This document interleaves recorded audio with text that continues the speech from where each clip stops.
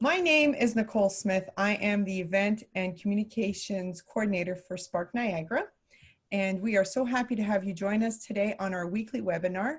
Very excited about the topic that we'll be speaking about today, which is all about business plan and business plan writing. The good, the bad, and the ugly, I guess, in all of that.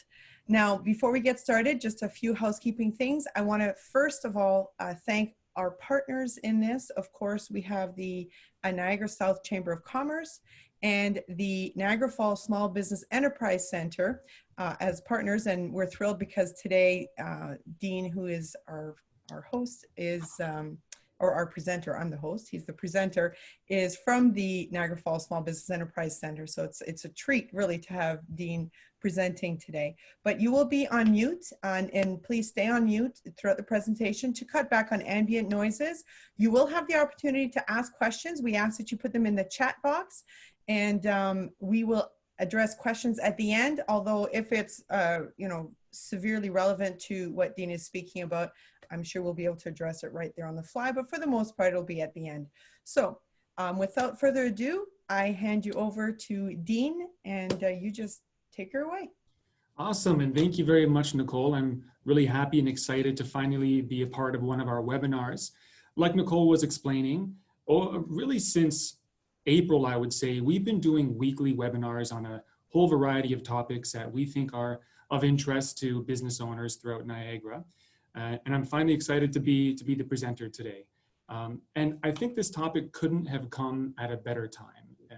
We've been seeing in our office that people who prior to COVID were thinking of starting a business and had to put their plans on hold are now getting back on track with their business planning.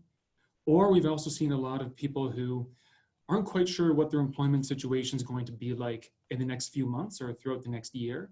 And they're considering business opportunities as well. So it's a really good time to be talking about business plan essentials. And there's a nice follow-up to the webinar we had last week with Dave D'Angelo from Spark Niagara, which was on sources of funding. Because if you're looking to pursue any sources of funding for your business, a business plan is going to be an essential part of the process. A little bit about the Niagara Falls Small Business Enterprise Center before we get into it. Our office is Niagara's one-stop for information and advice for those who are looking to start a small business or expand an existing one. And together with the St. Catharines Enterprise Center, we make sure that people throughout Niagara have access to entrepreneurship support services. And how do we accomplish this goal? Well, we offer free one-on-one consultations with people to discuss anything they would like related to business. We host webinars, seminars, workshops on a whole bunch of topics, ranging from social media for business, how to rate a business plan, steps to starting a business, and the list goes on. We also deliver a few entrepreneurship programs like Starter Company Plus or Summer Company, two of our more popular ones. So our office is a unique partnership with the City of Niagara Falls and the Ontario Ministry of Economic Development, Job Creation and Trade, and it's through this partnership that we can offer these services at no cost to anyone in our community. So we're really happy and excited to do that. A little bit about me, who am I? I've been with the Niagara Falls Small Business Enterprise Center now for just over 5 years, and throughout this time I've had the privilege of working with a lot of people in Niagara who have done a huge variety of different businesses, ranging from small startups to people who have grown their company and are preparing for the next steps. What I do on a day-to-day basis is I'll sit down with people, or lately it's been over Zoom, and I'll provide advice and information regarding any of the questions they have right from the initial startup to the point of growth when they're preparing for those next steps. And like I mentioned, we coordinate a number of entrepreneurship programs that include both funding and training opportunities. Just to elaborate a bit here, Summer Company is a program we have that is specifically for students who are looking to run their own business over the course of the summer, where they can receive funding and training to run their very own summer company and feel what it's like to be their own boss. Our other program, Starter Company Plus, it's a program for those who are out of school and over the age of 18 and are looking to run a full-time business. This comes with training, of course, as well as a grant of up to $5,000. We'll be continuing to run this program again in the fall. It's been on hold over the past few months, but we're really looking forward to getting back on board with that program. I myself have graduated from Brock University and Queen's University, And it's interesting because my educational background is mostly in public administration and public policy, but that has really helped me being a member of our team here with Niagara Falls' Economic Development Department, because a large part of what we do is help new businesses or existing business navigate the different rules and regulations that they encounter when opening or growing their business. And that can be a very cumbersome experience, especially for those who are entering a field that has multiple layers of regulations. So that has helped me be able to understand what these entrepreneurs are dealing with in terms of policies and the regulatory framework that they're all dealing with. But of course, my passion for entrepreneurship actually comes from my experience growing up within a family business and being able to experience firsthand the lifestyle of an entrepreneur, which can come with moments of uncertainty, managing calculated risk, and really getting an interest and a passion for all things entrepreneurship. So I'm really excited to be able to participate in this webinar today and share with you a little bit of my experience and insight into business plan writing. Just to try and quantify what our impact is here in Niagara through the Small Business Enterprise Center. In any given year, we're doing around 400 consultations one-on-one with people who, like I said, may be at the very early stage of running a business, and that could be preliminary research, trying to brainstorm their idea, determine if it's something that's viable or not, right up to those who are prepared to bring on employees or are looking for a new location as their business has expanded. We're looking at around 1,800 inquiries and very broad range of inquiries we receive. And of course, we run over 30 webinars or workshops throughout the year. And a big part of that number is due to our partnership with Nicole and her team at Spark Niagara. So we're thankful to have that partnership there to expand our reach as much as we can. Okay, so let's get into the real reason why everyone is here today. I want to try and accomplish 3 different things with you today. The first one is going to be how to use a lean canvas as part of your business plan writing experience. The second thing is going to be exploring the common layout of a business plan. And then we're going to offer you some helpful tools that will get you started. So we have about 45 minutes, and I'm going to try and keep it high level, and I want to touch all of these areas so that you can walk away with this from this with more direction as to where to go from here. Okay, so what is a business plan? If you were to go to Google and type in this question, what is a business plan, you're really going to get a lot of answers. You're going to find that business plans can vary in styles and formats and length, but generally business plans are looking to accomplish one of 2 things or both. One, they're a roadmap or a blueprint for yourself to follow when embarking on an entrepreneurial venture. And 2, they're a tool to help you access startup or growth capital. Now, depending on how you're using a business plan, you'll want to approach it differently. If your plan is to use this business plan as a document, as a tool to access capital from a bank, a credit union, a government initiative, then you're really going to want to follow closely a traditional business plan format. If the business plan is more for your own needs, if you're looking to be more organized and deliberate with how you launch your new business, then of course you have a little more flexibility with how you go about this. But nonetheless, the experience of writing a business plan, if you approach it with the right mindset, can be very, very worthwhile and rewarding for you. So this is a big question that we get: where to begin when it comes to writing a business plan? Where I like to begin is with a tool called the Lean Canvas. And this is especially useful if you're someone who has never written a business plan before or are still in the idea stage of your new business venture. The Lean Canvas is something that has been developed by Ash Moria from the book Running Lean. It's a book we have here in the office if you ever want to take a look at it. And the Lean Canvas is actually an adaptation from another tool called a Business Model Canvas, which is also helpful in helping you create a business model for your idea. In essence, the Lean Canvas is a simple 1-page document that will capture the main elements of a traditional business plan. Let's take a look at what the Lean Canvas looks like. Okay. Sometimes it's referred to as the one-page business plan. And the Lean Canvas, if you go to Google and look it up, you'll find lots of templates and examples to work with. Really what you're looking at on this one page here is the building blocks of any business. Most businesses are going to start with some type of problem identification. That'll be the quadrant on the top left. You're looking to fit that with your solution, which is your products or services. You're going to have customer segments, or in other words, your target market. Who are the people that are experiencing the problem that you're looking to solve? Because your product or service, you'll be looking to sell to them. You can zone in on your unique value proposition, a short, concise statement, which makes your business unique and worth getting attention. Your unfair advantage, which is something truly unique about your business that is hard to replicate or duplicate. A lot of times when I'm having early stage conversations with people who are starting a new business, I'll ask them what they feel is unique about their business. And I'll often hear things that really aren't all that unique at all. When you think about an unfair advantage, you really want to get down to what is it about you and your business that is truly hard to replicate or duplicate. You're going to think about your sales channels. This is how you reach your customer segments. You've identified a problem, you have a solution, you know what your unique value proposition is, but that doesn't mean anything if you don't have the correct channels to reach your target market. You also have your key metrics, and these might be sales goals, this might be visitors to your website, it could be many things, but this helps set checkpoints for you to determine how efficient and effectively are you running your business.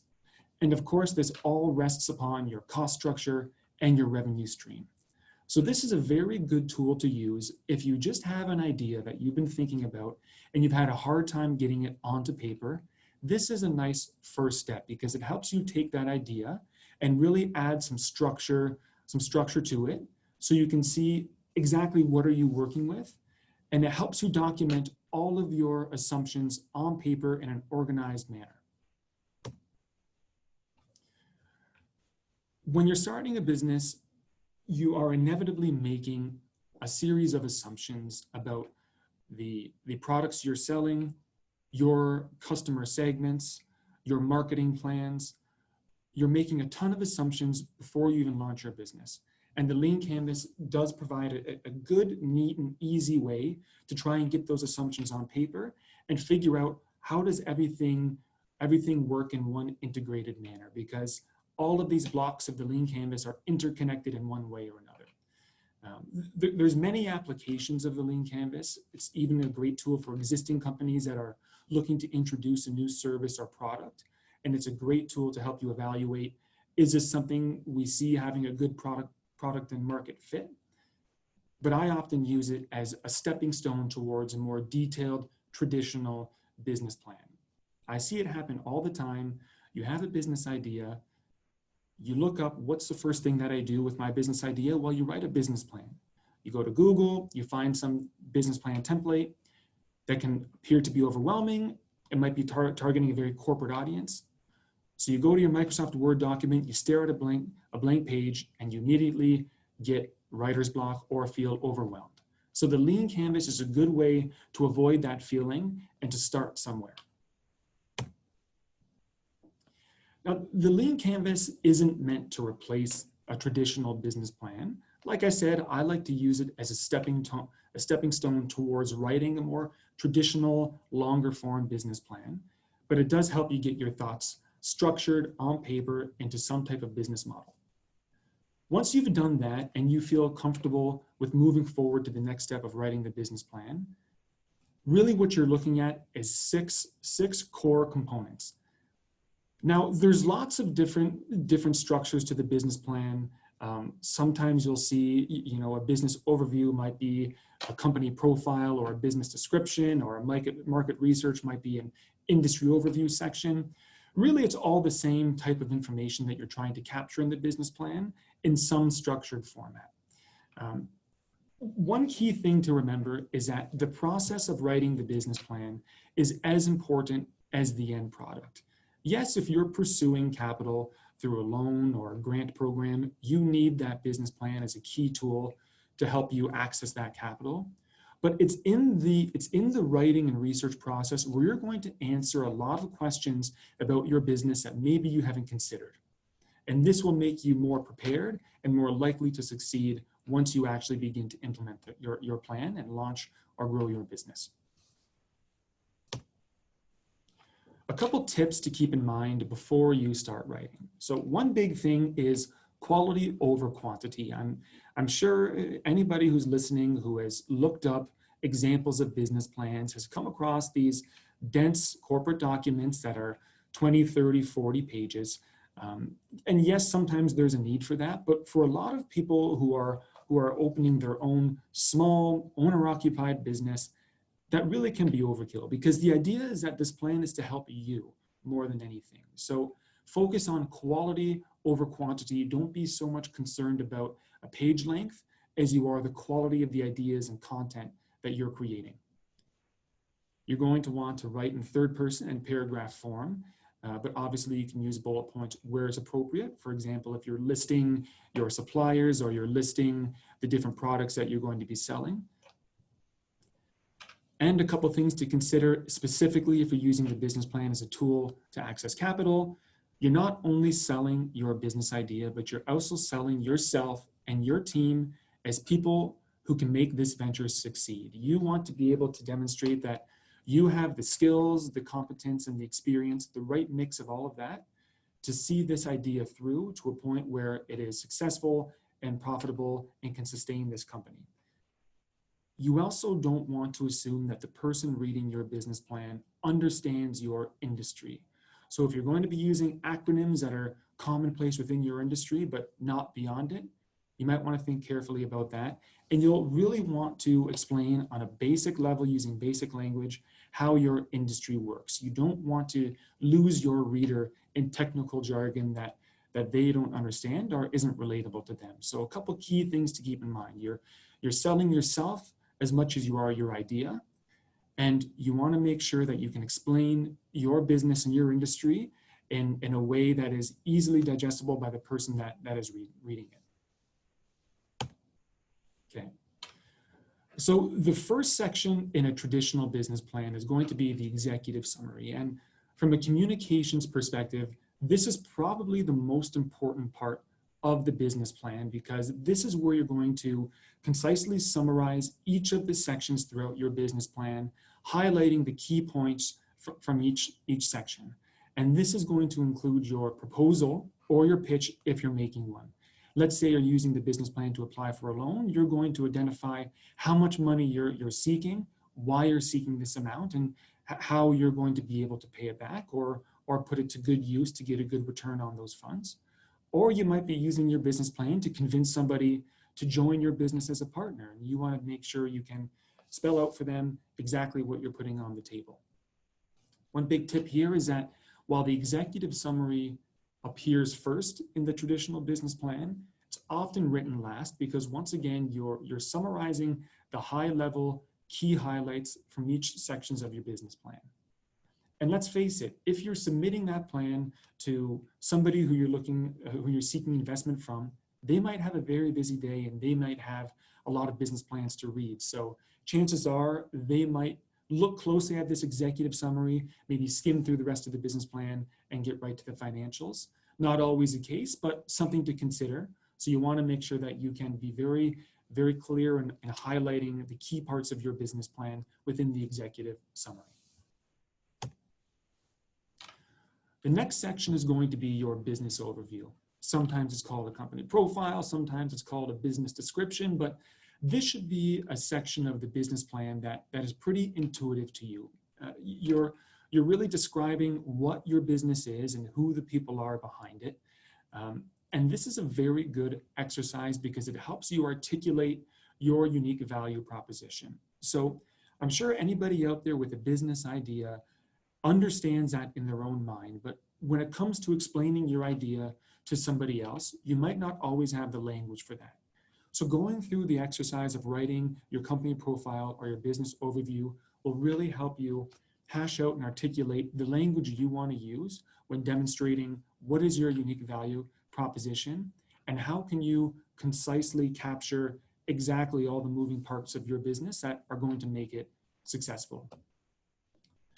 Remember that a unique value proposition is why you are different and worth getting attention. And this can vary from business to business, but it's really something you want to be focused on when you're writing your business plan. What is it that makes you unique and worth getting attention, and therefore worth buying?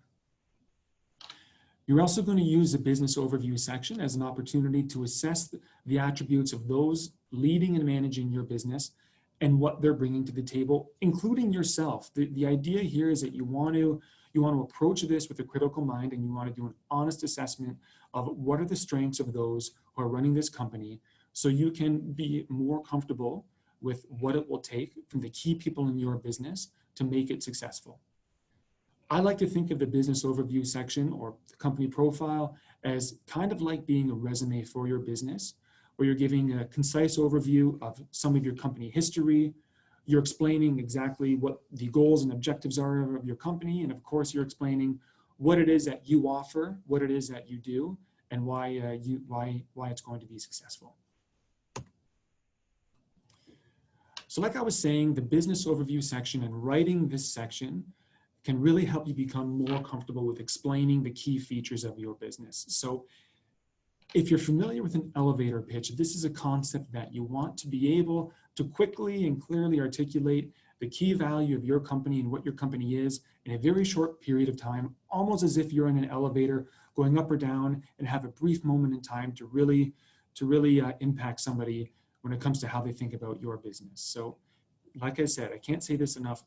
Take this as an opportunity to really figure out, how am I going to explain my business to people in a way that allows them to quickly understand what it is that I do and offer and why that has value.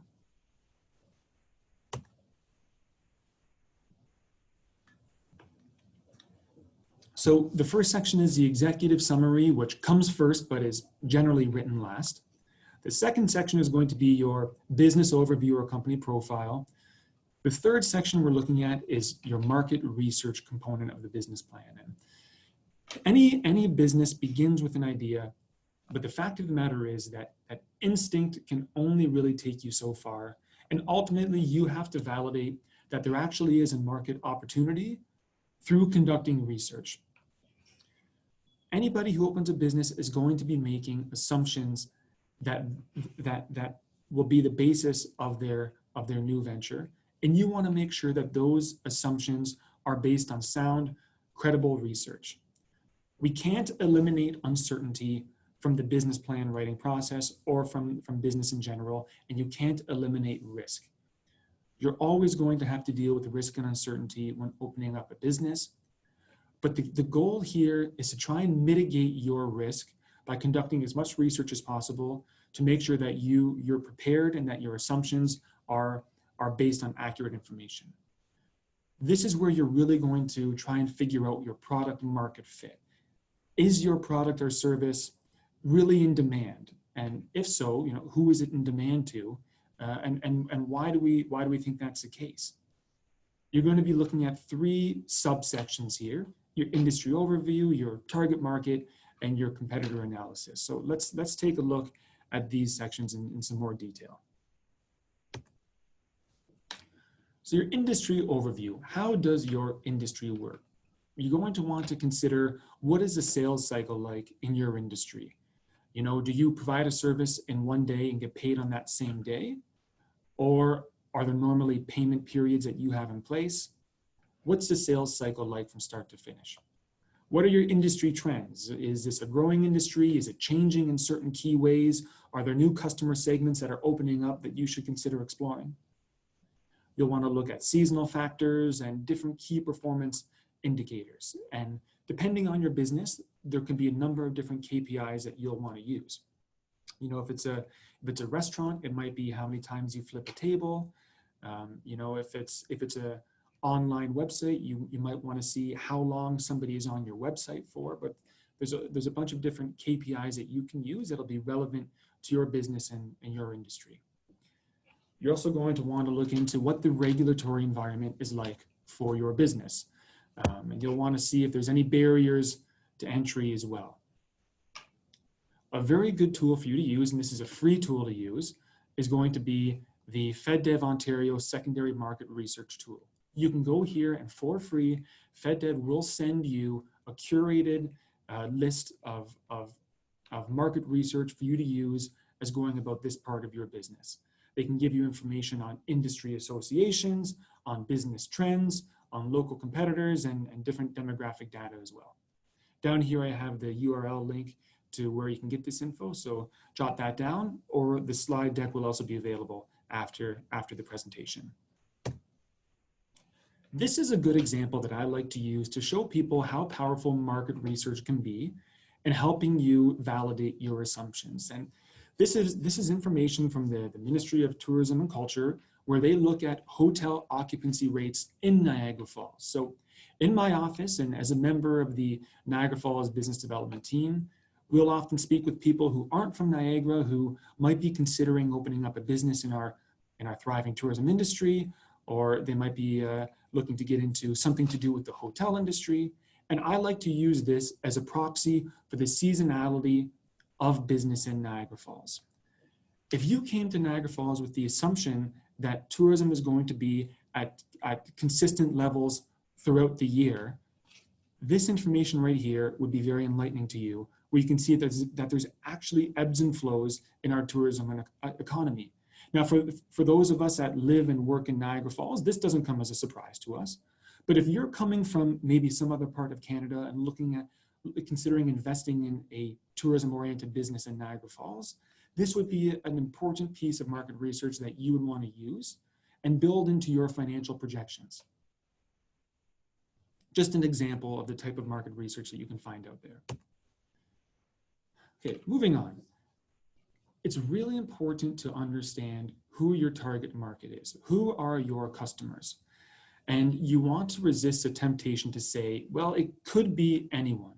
Yes, I mean, that could be the case, but that doesn't help you, and that doesn't inform, more importantly, your sales and marketing plan. So you want to try and be as specific as possible when it comes to characterizing who your customers are.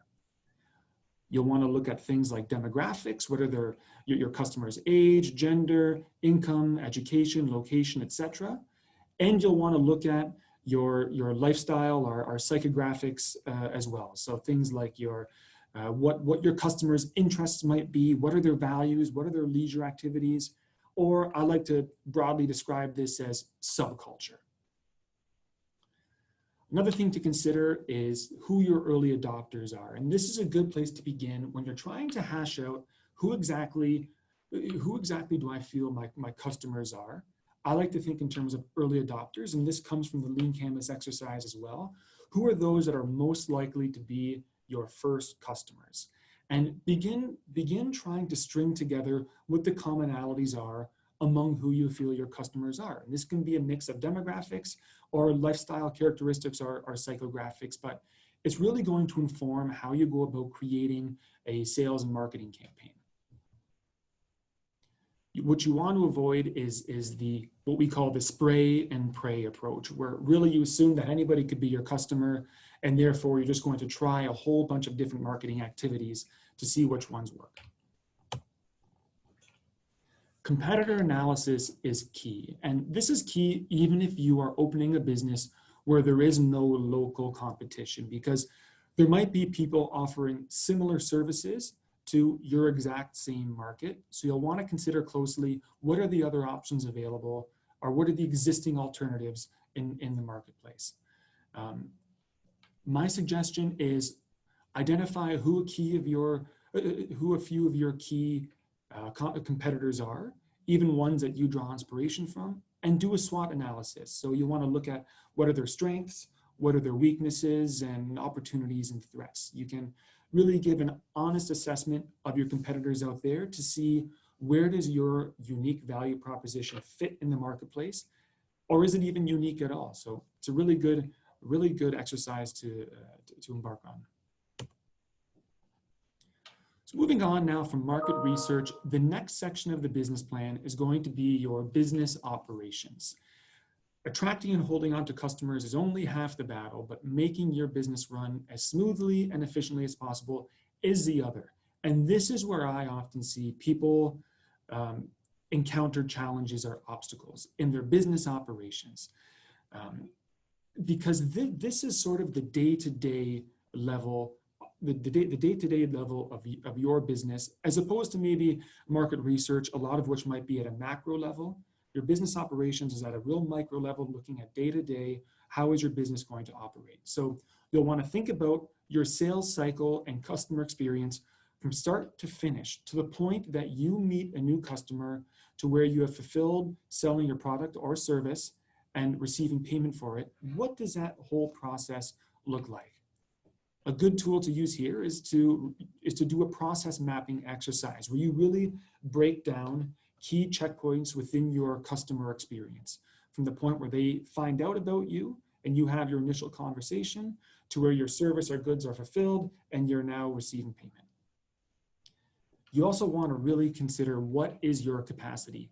We're going to get to the financials at the end, but understanding your capacity is really important to building out helpful cash flow projections. So we'll get there in the financial section. So under your business operations, you'll also want to look at what your human resources plan is. So at what point will you need to hire employees, and what will the compensation structure be like? You might want to hire those people as an employee, or you could bring them on as a subcontractor.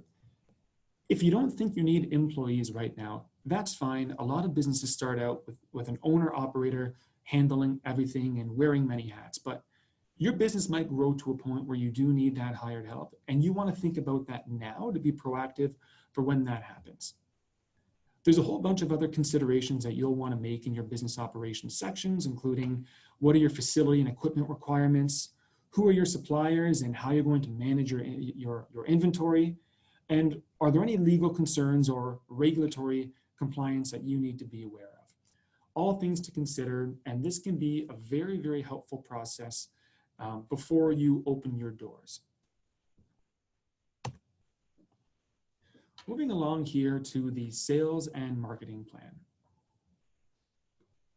I like to think of sales and marketing as kind of being multifaceted into branding and marketing. I like to think about branding as how people feel about or perceive your business, and this is often based on what your logo is like, your name, your color palette, slogans, or just the general vibe of your company. Consider it to be like an identity for your business. This is something that is all pervasive throughout your business, and it's really how it's building an emotional response of people which you feel is consistent with what you're trying to convey. Marketing, on the other hand, is the set of actions that you're going to use to connect your business with your target market. Marketing can be inbound or outbound, where you are putting yourself out there in people's faces and hoping they see you, or you're finding ways to get people to come search for you, often through digital marketing. You really need to understand who your customers are if you're going to do effective marketing, especially now. There's so many digital tools to help you market, where you can be incredibly specific with the criteria that you do to set your marketing campaign. So think about branding, the vibe you want your business to have, and the emotional response you want people to have to your business. But also think about marketing, which is the concrete actions that you're going to use to reach your target market. Just an example of what those marketing actions can be. I like to think of it as what is your marketing mix? Because it's likely going to be some comprehensive mix of a variety of different actions. You might include some traditional advertising like newspaper, magazine, radio, flyers, etc. You might want to do mail outs by searching certain postal codes where you feel like your target market resides. You can do digital marketing, of course, through social media, e-commerce, search engine optimization, blog writing, or content producing. Obviously, you can do networking through business after fives or different networking events, branded merchandise, and the list really goes on. Vehicle wrapping, lawn signs, billboards, trade shows, you name it.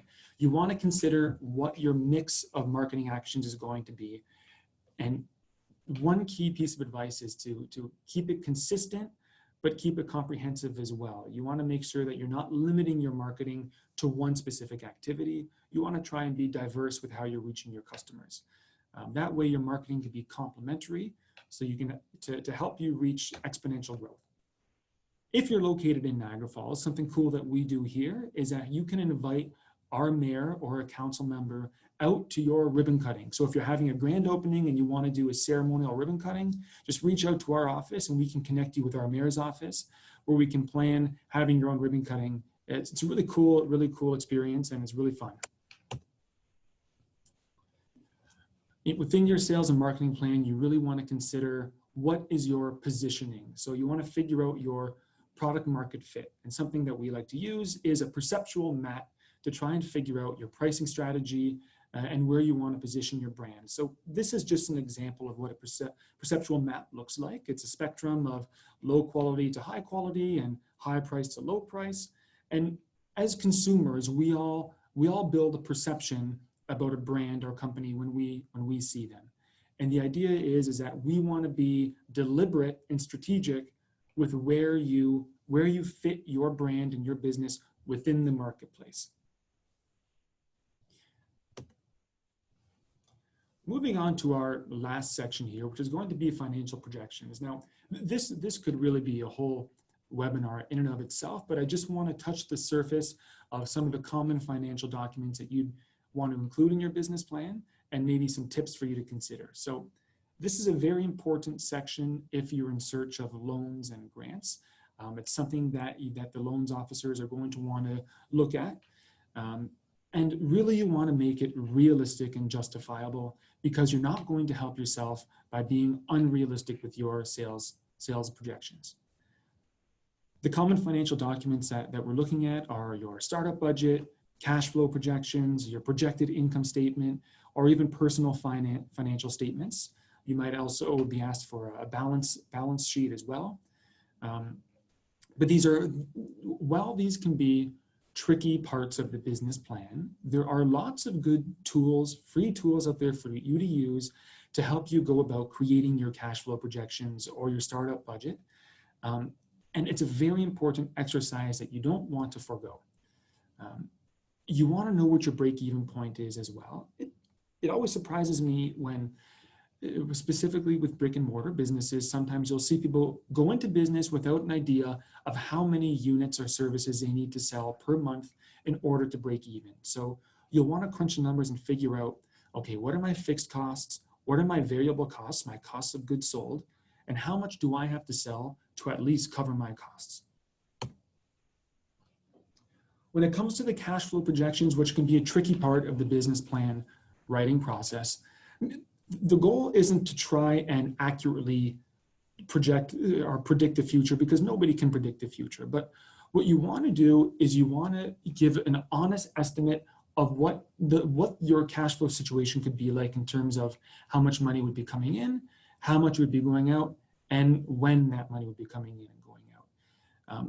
Our market research is important in trying to, get best estimates or industry rule of thumbs about what your costs of goods sold might be like, or what realistic sales estimates are within your industry.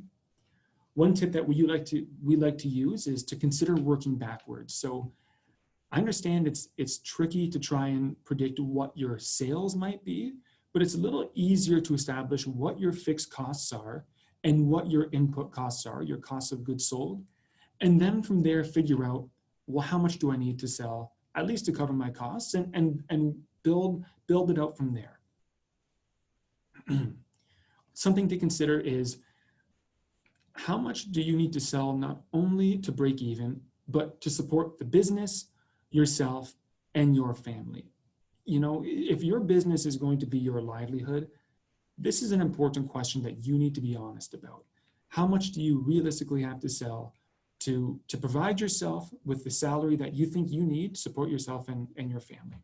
This can really be an eye-opening experience for a lot of people. So it's definitely something an exercise you want to go through. What are some common mistakes that I see people make when preparing their financial projections? Well, Oftentimes I'll see that they're projecting overly optimistic sales growth. I get we all want to make our businesses look good, but at the end of the day, you need to be honest with yourself if you're going to prepare for reality. I can see failure sometimes to account for what your sales capacity is like. So sometimes people's sales projections that I'll see are really out of whack with what their actual capacity is to produce services or products. You want to avoid ignoring any seasonality. And this goes back to the piece of market research that I showed you regarding hotel occupancy rates here in Niagara Falls. I'll see people who are underestimating increases to expenses as sales grow. Because remember, as you grow your business, your expenses are going to grow too. So you want to make sure that you've calculated the increased costs relative to your increased sales. There's a couple of really good free tools that you can use to write your business plan. We have a guide here at the Niagara Falls Small Business Enterprise Center. It's a components of writing a business plan guide.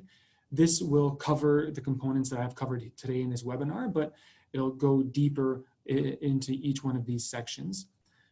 Futurepreneur Canada is a partner of ours. They have an awesome business plan writing tool that has all of the sections online, and all of the writing of the business plan can be done within an awesome program that they have. And you can, once you've done writing the business plan, you can convert that document into a Microsoft Word file or a PDF file. Really good tool to use. Here's a URL for you to look at. And then of course there's a BDC as well, the Business Development Bank of Canada. They have an awesome business plan template, which comes with a business plan example, some financial tools for you to use too. So these are some great free tools for you to use if you're planning on writing your first business plan, or maybe you've attempted to start writing it, but you've encountered some roadblocks. Really good tools for you to use. So that's going to summarize everything I wanted to cover today. There's a lot more when it comes to business plans, but I wanted to at least capture some of the key components of it and introduce you to some helpful tools. If you want to learn more information or schedule a meeting with myself or our partners here in the office, you can reach me by email or by phone. Look us up on social media. That's how you can stay up to date with the different webinars that we're offering or different programs that we're running. And you can always read more about us on our website at www.niagarafallsbusiness.ca. So that concludes my webinar for today, and I hope you've all found this insightful, and good luck on writing your business plans. Well, thank you so much, Dean. This was, wow. I'm inspired. I must say, I'm inspired. As I confessed to you yesterday, I started writing my business plan and I got to the financials and I've stopped. I just said, I can't do this. We see that a lot. Yeah. So now I feel a little more confident to be able to continue, and especially with the tools that you've provided. So thank you so much for being so thorough and so inspiring. You're making it sound a whole lot less scary than it actually felt initially. So now this would be a great time if anybody has any questions that they would like to ask Dean with regards to anything that he spoke with or about today. Feel free to do that right now. Just go ahead and write it in the chat and we'll be happy to answer any and all of your questions. Let's see if anybody has anything to say. And while everyone's thinking of their questions, if there are any, you can always follow up with me afterwards or call me at another time. But our office is located in Niagara Falls at 4343 Morrison Street. That's the Wayne Thompson building. If you're familiar with Niagara Falls, that's the old police station on Morrison Street. So we're just getting to a point now where we're starting to do in-person meetings, under the right circumstances. So you can always reach out to us and schedule either a Zoom consultation or an in-person meeting too. Fantastic. And as you said, this presentation will be made available to all those who have attended here today. So here's a question. How often should you update your business plan? That is a great question, and I see it's from Kayleen. So your business plan is it's a living, breathing document. And I think it depends on where you are in your business. There's no rule of thumb that I would like to use. It could be annually, it could be, biannually.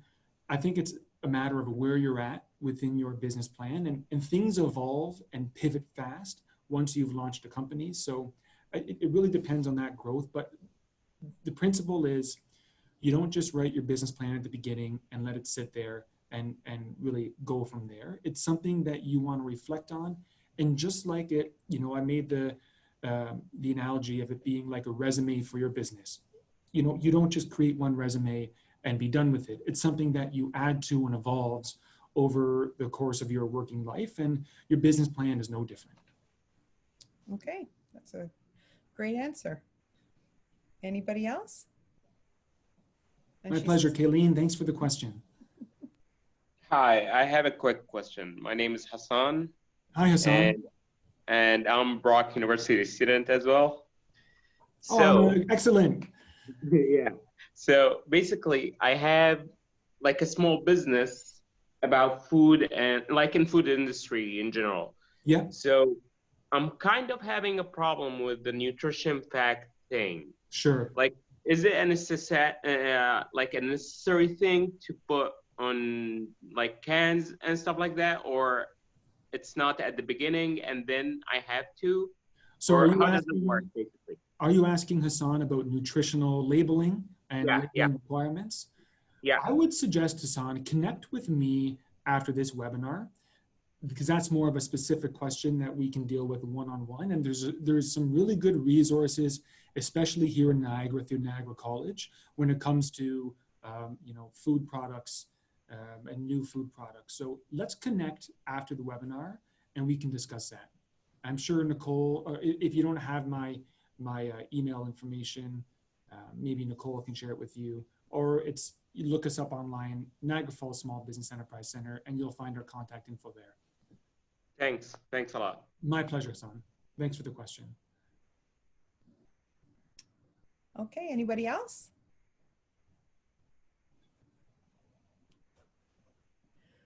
Okay, well, it seems that they're just processing, and Sure. I'm sure there'll be more questions, maybe on a more individual basis for yourself. So Yeah. thank you very much, Dean, for this amazing presentation. Truly appreciate the knowledge and the ease to which you made it sound. Well, thanks, Nicole. I appreciate that. And I mean, we couldn't have done it without the work that you do and making sure we have these webinars on a weekly basis. So I'm really happy to be a part of it. Well, thank you.